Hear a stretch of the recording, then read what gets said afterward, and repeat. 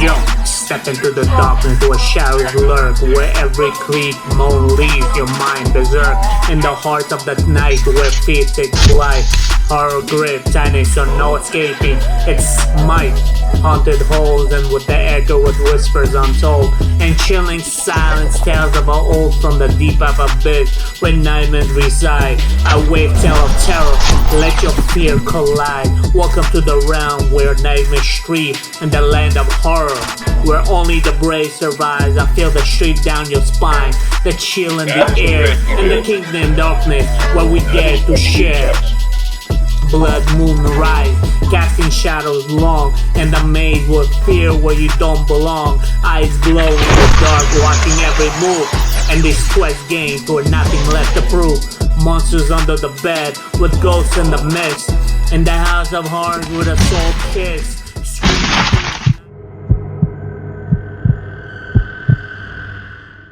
And then there's Secrets Abingford, where journalists uncover dark secrets hidden in a seemingly quiet village. That one is intense. The more she digs, the more terrifying things she finds. It really keeps you guessing.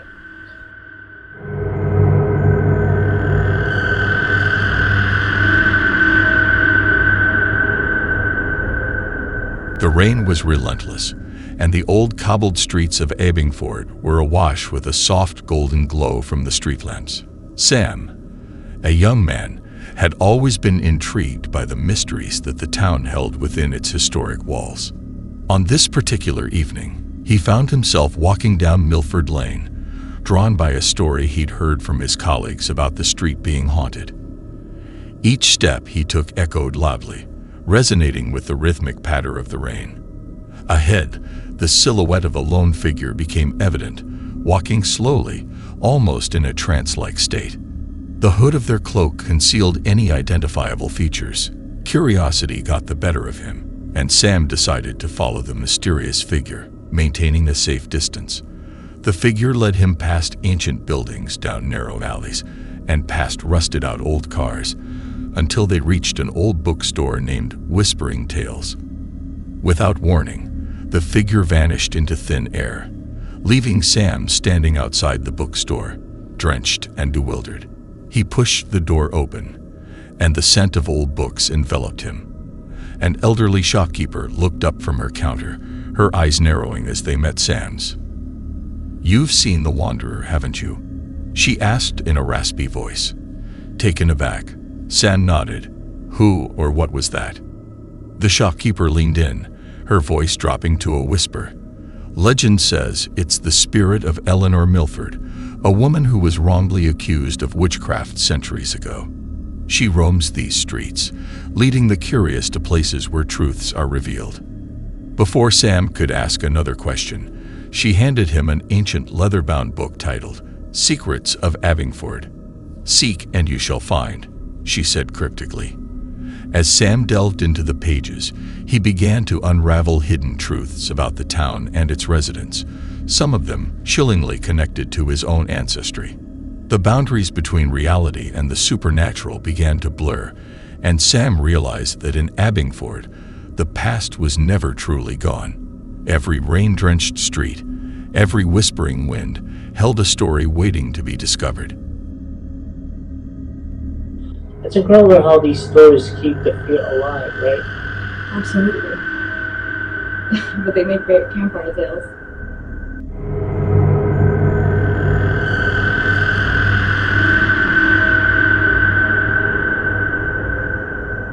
My name is Brian. I work as a software developer for an MNC. It was just past midnight when I finally shut down my computer. Working late had become my norm, but that project was a beast with a deadline breathing down my neck. The office was dead quiet, save for the occasional groan of the building settling into the night. I packed up, flicking off the lights, leaving the floor in darkness. The drive home was a lonely one. Me, my car, and miles of empty road bordered by forests whispering secrets in the wind. The towering trees on either side of the road seemed to lean in as if to share their ancient stories, their leaves rustling like pages in an unread book. I was looking forward to the comforting silence of my home until a flicker of movement caught my peripheral vision. Just a deer, I thought, until it happened again, closer this time, and unmistakably not a deer. The silhouette was human-like, shrouded in a tattered cloak that fluttered in the breeze. It stood motionless, an eerie sentinel at the roadside. A chill traced my spine when my headlights illuminated the figure. I blinked, and it was gone. Must be the fatigue, I convinced myself, trying to dispel the unease creeping over me. I drove on, the night deepening around me, the road stretching like a black river through the wilderness. Then the radio crackled to life. Static at first, then a tune, a song from another time, a soft, haunting melody that seemed to know me, know my thoughts. My hands tightened on the wheel, my knuckles turning white. Radios don't just turn on by themselves. I reached to turn it off, but as my fingers brushed the dial, the music stopped abruptly, leaving behind a lingering sense of disquiet. My heart now a drum in my chest, I tried to shake off the strange occurrences. But the silence was worse, because then I heard the whispers. They were faint, like distant echoes in the recesses of my mind, calling my name and beckoning me to look into the rearview mirror where shadows danced in the back seat. Fear gripped me, and I resisted the urge to turn and face whatever lurked behind me. When I finally dared to glance, there was a moment, just a single heartbeat, where I saw eyes. Bright, unblinking eyes staring back at me.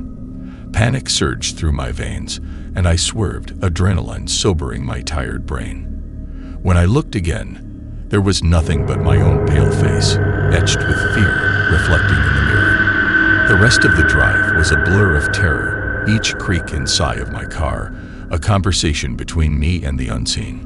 When I arrived home, I was greeted by the empty darkness of my house, but the feeling of being watched didn't leave me. I never took that road again at night, preferring the longer route through the town, with its welcoming lights and signs of life.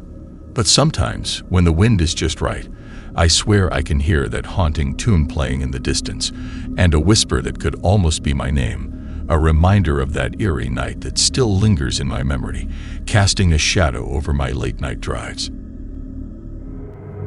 And the abduction is just gripping. It's about the young girl who goes missing and the dark secrets that emerge.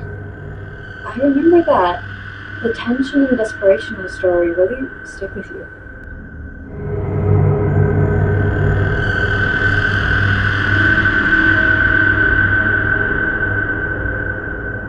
Mark loved hiking in the woods. He enjoyed the fresh air, the scenic views, and the solitude. He often went alone, carrying only a backpack with some essentials and his phone. He felt safe and free in nature. One day, he decided to explore a new trail he had heard about from a friend. It was supposed to be challenging but rewarding, with a waterfall at the end. He packed his gear and drove to the trailhead, eager to start his adventure. He followed the signs and soon found himself in a dense forest, surrounded by tall trees and chirping birds. He felt a surge of energy and excitement as he walked along the path, admiring the beauty of nature. He checked his phone and saw that he had no signal. He shrugged and put it back in his pocket. He didn't need to call anyone or check his messages. He was here to enjoy himself. He walked for about an hour, feeling more and more relaxed and happy. He wondered how far he was from the waterfall. He hoped it would be worth the hike. He turned a corner and saw a clearing ahead. He smiled and quickened his pace, thinking that maybe he had reached his destination. But as he stepped into the clearing, he felt a sudden blow to the back of his head. He fell to the ground, unconscious. When he woke up, he felt a throbbing pain in his head. He opened his eyes and saw that he was in a dark room, lying on a metal table. He tried to move but realized he was strapped down by wires and electrodes. He felt a surge of fear and confusion. Where was he? What had happened?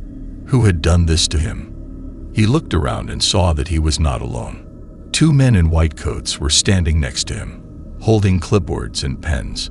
They looked at him with cold, curious eyes. "Ah, you're awake?" one of them said. "Good. Who are you?"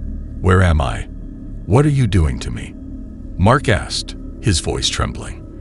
The men ignored his questions and continued to talk among themselves.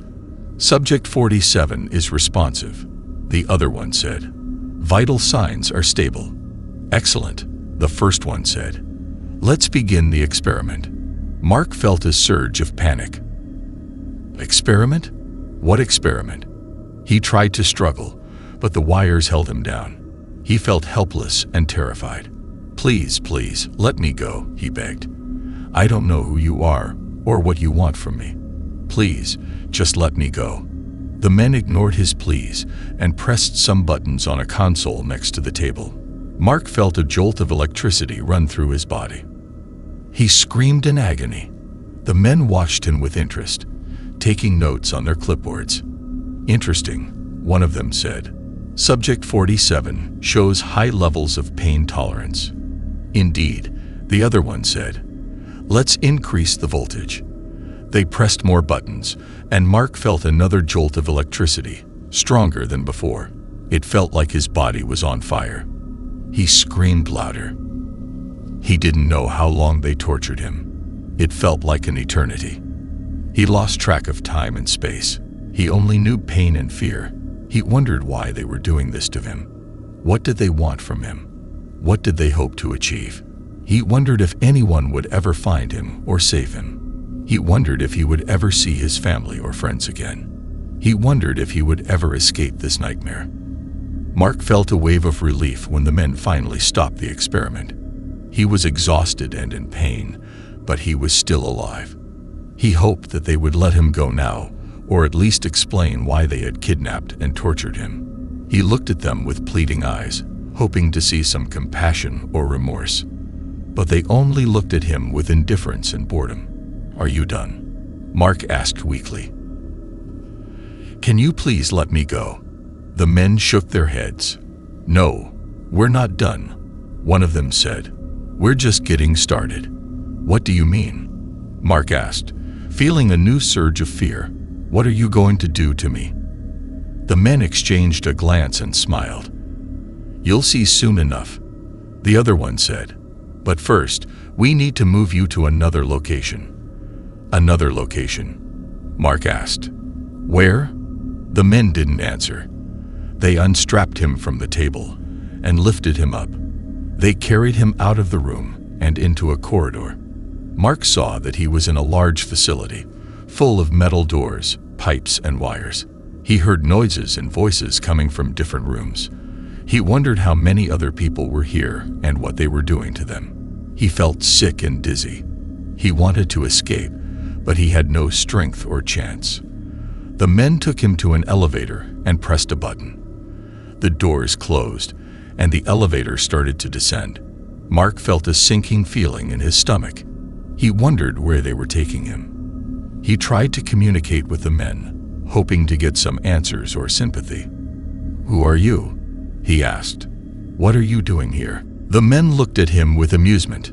We're scientists, one of them said. We're doing research on human biology. Research? Mark asked. What kind of research? The men smiled. Very advanced research, the other one said. Research that you wouldn't understand.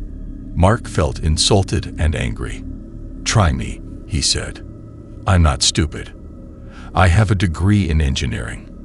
I know a lot about science and technology. The men laughed. Engineering. One of them said. That's cute. But trust me, you don't know anything about what we're doing here.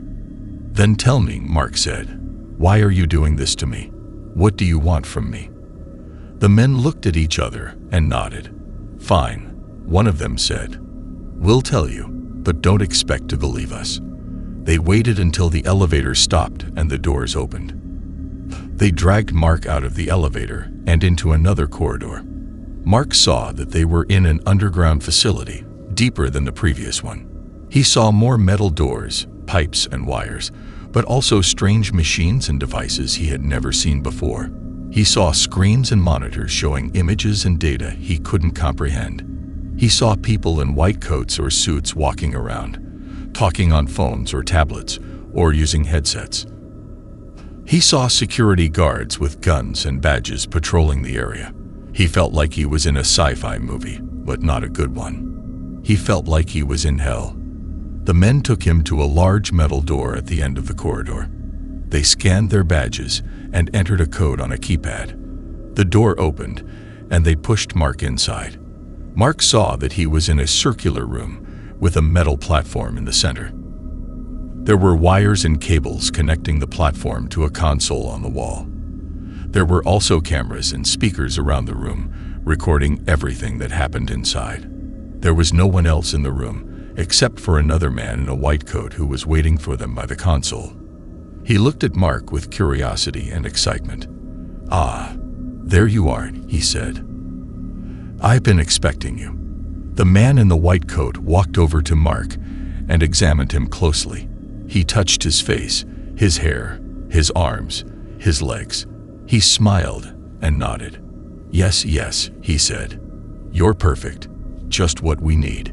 Mark felt violated and disgusted by the man's touch. He tried to pull away, but the men held him firmly. "Who are you?" Mark asked angrily.